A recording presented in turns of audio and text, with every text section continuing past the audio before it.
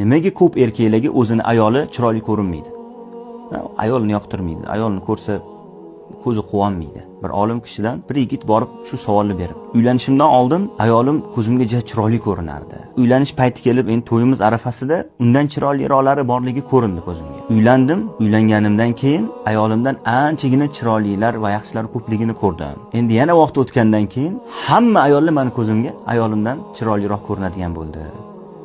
Nima bu, sababi nima deb so'rabdi. Hakim kishi javob berib, bu yerda muammo ayolingda emas, bu yerda muammo senda. Aytibdiki, agar debdi, ko'chadagi itlar ham debdi, kerak bo'lsa, ayolingdan seni ko'zingga chiroyliroq ko'rinadi deb. Odam so'rabdi, hali yigit, nimaga bunaqa deyapsiz desa, sen Alloh subhanahu va taolo harom qilgan narsadan ko'zingni tiymas ekansan.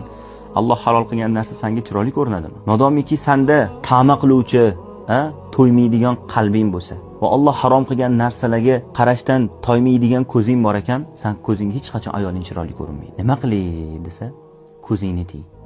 Alloh taolo harom qilgan narsadan ko'zingni tiy, ayolingni qanaqa chiroyliligini ko'rasan degan ekan.